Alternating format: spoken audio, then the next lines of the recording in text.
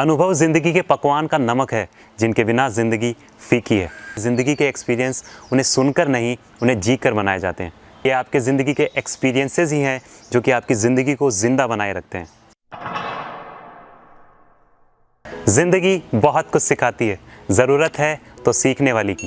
ये कहानी है एक ऐसे आदमी की जिसका घर एक बड़े से पहाड़ के निचले इलाके में था। बचपन से ही उसने देखा था कि बहुत सारे लोग उस पहाड़ पर जो है चढ़ने के लिए आया करते थे, ऊपर जाकर कैंप लगा कर रहा करते थे और उस पहाड़ की चोटी पर जाकर तस्वीरें लिया करते थे।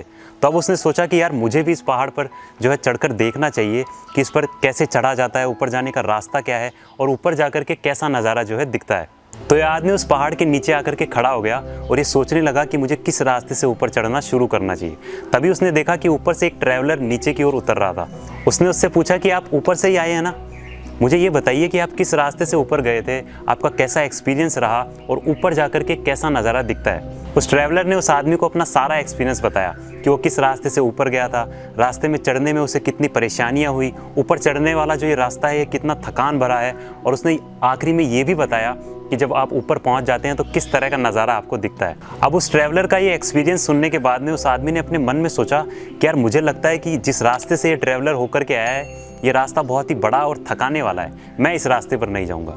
थोड़ी देर यूं ही वो उस पहाड़ के निचले इलाके में वैसे ही टहलता रहा। फिर उसने देखा कि एक और ट्रैवलर ऊपर से नीचे की ओर आ रहा था। वो उस ट्रैवलर के पास में गया और उसने उससे पूछा कि आप मुझे ये बताइए कि आप किस रास्ते से ऊपर गए थे, अपना एक्सपीरियंस मेरे साथ शेयर कीजिए। उस दूसरे ट्रैवलर ने भी अपना एक्सपीरियंस उस आदमी के साथ शेयर किया और उसे बताया कि किस तरह से उसने जो है छोटे वाले रास्ते से वो ऊपर गया था, लेकिन फिर भी उसे अपना रास्ता चेंज करना पड़ा। बीच में उसका जो है खाने पीने का सामान खत्म हो गया और वो जो है बड़ी मुश्किल से ऊपर पहुंचा।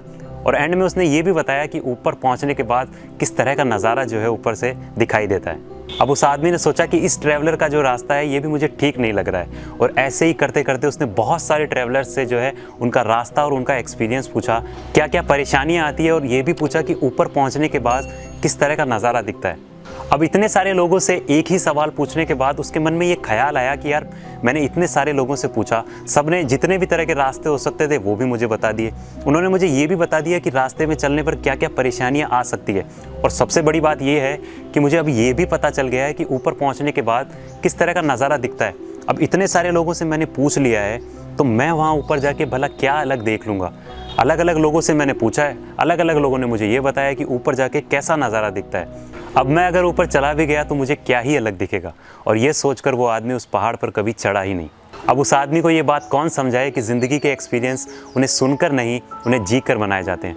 अब जितने भी लोग मुझे सुन रहे हैं, मैं आप सभी से ये चाहता हूँ कि जो मैं आगे बोलने वाला हूँ उसे अपनी आंखें बंद करके इमेजिन कीजिए। जी हाँ, अपनी आंखें बंद करिए और जो मैं बोल रहा हूँ उसे इमेजिन करने की कोशिश करिए। इमेजिन कीजिए आप एक समुद्र के किनारे खड़े हैं। समुद्र की शांत लहरें आपकी ओर धीरे धीरे आ रही हैं और उन लहरों के ठंडे पानी ने आपके पैर जो हैं भिगो दिए। आप वो ठंडा पानी अपने पैरों पर महसूस कर सकते हैं। समुद्र के किनारे पर ठंडी मध्यम हवा बह रही है जो कि आपके चेहरे को छू करके गुजर रही है। कितना खूबसूरत था ना ये नज़ारा।